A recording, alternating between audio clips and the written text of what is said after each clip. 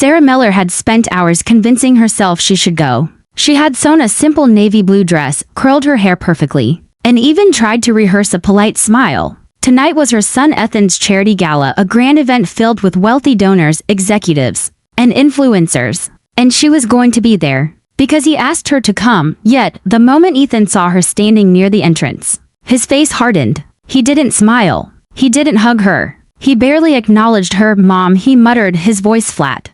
"I didn't think you'd actually show up." The word struck her like a punch. She had raised him alone, worked multiple jobs, skipped meals, and sacrificed everything for him. And here he was, treating her like she barely existed. I wanted to be here," she said softly, keeping her voice steady. Ethan shrugged, ignoring her, turning toward his friends with that same arrogant smirk she remembered from his teenage years. He had grown into a man who cared more about appearances than family. Sarah walked into the hall, past polished floors and golden chandeliers, and tried to focus on the reason she was here. This was his night, not hers. She took a seat at the back, in a small corner where no one would notice her. She reminded herself, stay quiet, smile, be grateful. The gala started with laughter, music, and applause. Ethan took the stage, perfectly poised. The crowd cheered. He smiled, the kind of charming, confident smile that always earned him attention. "And now," he said, "for some fun before the auction begins." Sarah's heart sank as he motioned toward her. "My mom," he said with a mocking grin.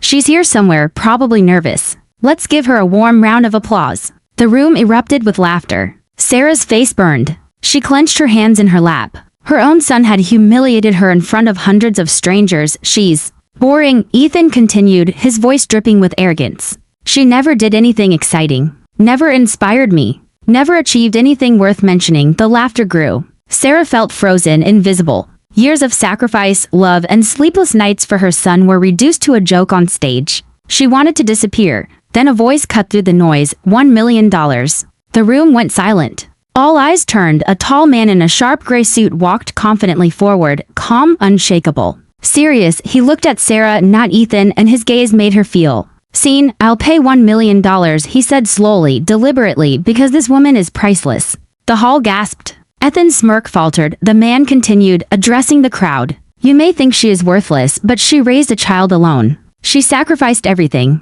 She worked harder than most will ever know. And that her strength, her resilience is worth more than $1 million.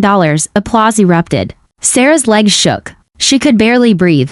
For the first time in years, a stranger had stood for her when her own son wouldn't. Ethan's face went pale. He opened his mouth, stammered, but no words came out. The man, Jonathan Hayes, as Sarah would later learn, turned to her and extended his hand. "You are stronger than anyone here gives you credit for," he whispered. Sarah felt something stir inside her, respect, validation, a tiny spark of power she had almost forgotten existed. She took his hand and allowed herself to be guided out of the chaos, past the tables of gasping donors and her stunned son, into the quiet hallway outside. "Thank you," she said softly, unable to look at him. "For what?" he asked. "For noticing me," she replied. He smiled. "No one should have to earn that. You deserve it.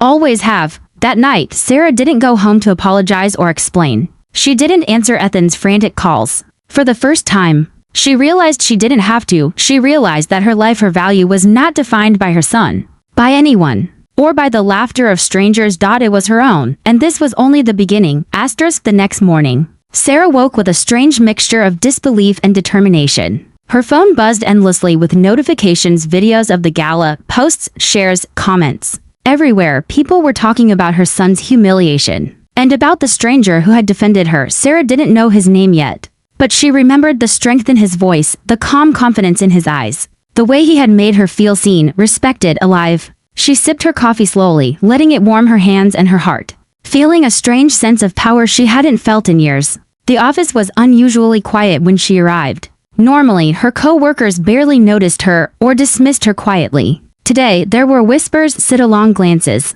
phones discreetly raised to show her the video. "Sarah, is that you?" whispered a young assistant. Sarah nodded quietly. She didn't need to explain. She didn't need to defend herself. The video spoke for her. Her manager, Mr. Collins, stepped out of his office, holding a printout of the story. "Sarah," he said, almost in awe. This is serious. People are talking about Ethan, but more than that, they're talking about you. And I think we've underestimated you all this time." Sarah blinked. "Underestimated me?" "Yes," he said, lowering his voice. You've been doing your job quietly, handling every problem, keeping everything together. And tonight, well, you showed more strength in one evening than most of us see in a lifetime. Sarah felt a rush of emotion, pride, relief, disbelief. For years, she had worked in the background unnoticed. And now, strangers, the public, even her boss were seeing her worth. Also, he added, I'd like you to handle tomorrow's client briefing. You know the material better than anyone here. Sarah's chest tightened. The last time she felt truly confident presenting anything was years ago. But now, with every word spoken at the gala echoing in her mind, she realized she could do it. She would do it. Her phone buzzed again. Ethan, she ignored it. For once, she didn't feel guilty. For once, she wasn't running to fix someone else's mistakes. Later that afternoon, she received a message from an unknown number. Good morning. Sarah, this is Jonathan Hayes. If you're free, I'd like to meet you. No pressure, just talk. Her heart skipped. It was him. She hesitated. But curiosity and perhaps a strange sense of trust won. She typed back, I'm free. Within minutes, he replied, there's a small cafe near Harbor Street. I'll wait. 30 minutes later, Sarah walked into the cozy cafe. Soft light spilled across wooden tables, the aroma of coffee and baked goods filling the air. He was already there, tall, calm, confident, scanning the street. Sarah, he said warmly, standing as she approached. I'm glad you came. I'm glad you invited me, she replied. They sat. For a moment, neither spoke. The hum of the cafe seemed to fade, leaving only the quiet presence of two people in a world that had ignored her for too long. Jonathan finally spoke. How are you feeling after last night? Sarah let out a soft laugh, almost nervous. Like I've lived 3 years in one night, he smiled. That's understandable. Humiliation cuts deep.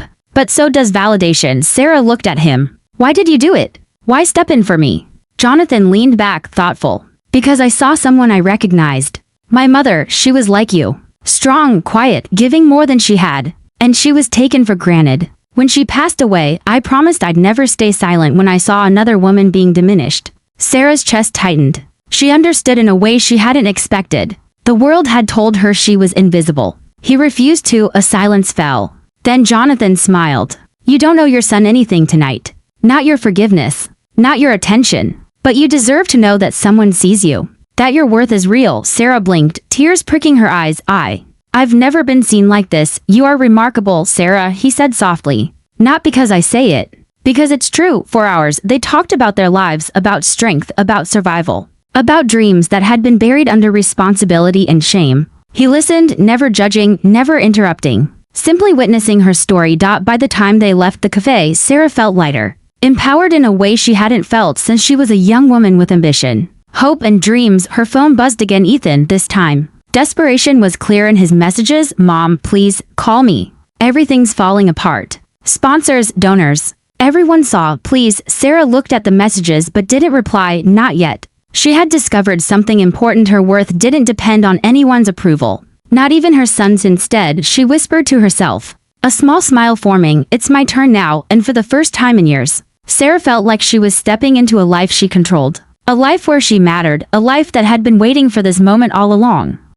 The next morning, Sarah woke with a strange sense of clarity. For the first time in years, she felt that her life could actually change, not because anyone else decided it, but because she finally believed in her own worth. She brewed coffee slowly, staring out the window at the city streets below. Cars rushed by, people walked quickly to offices and appointments, but for once, she didn't feel small. She felt seen. Her phone buzzed. Another unknown number. Sarah, this is Jonathan. I hope I'm not disturbing you. I wanted to ask if you're free to meet today. She smiled, typing back quickly. Yes, I'm free. Where? A few minutes later, she found herself standing outside the same small cafe. The bell above the door jingled as she entered, and there he was, Jonathan Hayes, calm, confident, poised. He stood immediately when he saw her. Good to see you again, he said warmly. You too. Sarah replied, taking a seat across from him. For a moment, they didn't speak. The world outside the window seemed distant, unimportant. For hours, she had replayed the gala in her mind, every humiliating word Ethan had spoken, every smirk, every laugh. And now, she realized something. She didn't need to feel small anymore. Jonathan leaned forward. Tell me about him, your son. Why did this happen? Sarah exhaled slowly, gathering her thoughts. Ethan. He grew up watching me work every hour, every day, struggling to make ends meet. I wanted him to have more than I ever had. But somewhere along the way, he learned that my sacrifices were expected, normal, invisible. And he never thanked me. Never really saw me. And tonight, he made the world laugh at me. He called me worthless. Jonathan listened quietly, his eyes soft but unwavering. Sarah continued. I spent years giving him everything. My energy, my time, my hope. And he mocked me. He humiliated me.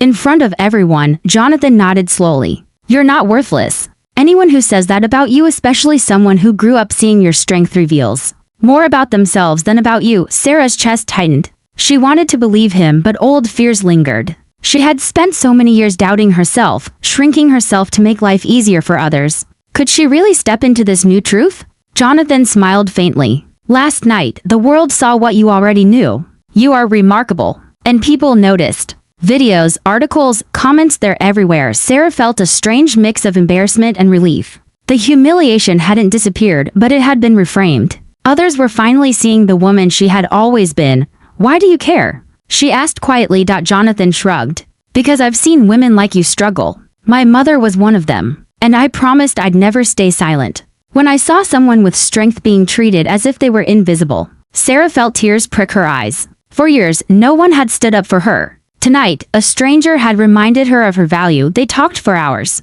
Sarah shared stories of her past, every sacrifice, every sleepless night, every moment she had silently endured shame or dismissal. Jonathan shared stories too, about business, about his mother, about the rare moments when someone truly stood for him. When the conversation shifted, Sarah realized something profound. She didn't need to fix Ethan's mistakes for him. She didn't need to prove herself to him. She had been living for him for so long. Now she would live for herself. By late afternoon, they left the cafe. The sunlight fell softly across the sidewalk. Sarah felt lighter, stronger, alive in a way she hadn't felt in decades. Her phone buzzed again. Ethan, she glanced at the screen. Mom, please call me. I don't know what to do. Everyone's talking about me. Sponsors are leaving. My boss wants to meet. Please, I need you. Sarah didn't respond immediately. Her heart no longer raced at his messages. Her chest no longer burned with the expectation that she had to soothe him. She was calm. She was in control. Instead, she whispered to herself, not today.